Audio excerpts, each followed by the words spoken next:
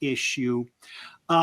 Is it typically a long and expensive repair? I don't know if you can generalize about this or not, but is it going to be a really big deal all the time? Or if you catch it early enough, can it be something that's a less expensive, not quite as time-consuming repair?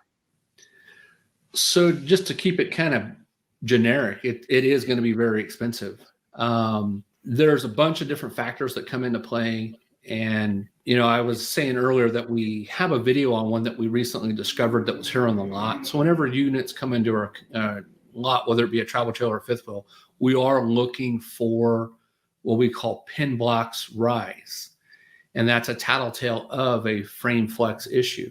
So as far as the expense factor of it, it can be, it all depends on how the unit itself was put together. Sometimes you're going to have to take off the front caps. Some of them are going to take off the under nose. Some of them you can access through side compartment doors.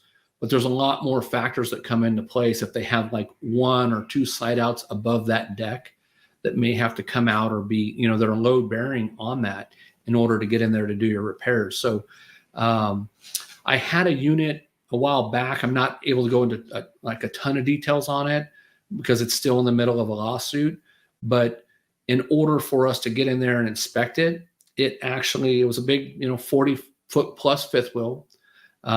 They actually had a front kitchen with a front dinette with dual slide outs.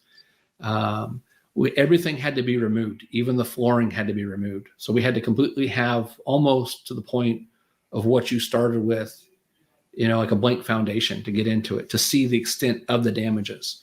Mm-hmm. So sometimes, it's a complete tear down in that upper area. And sometimes it's, you can access it and, get to it pretty easy. It just depends. So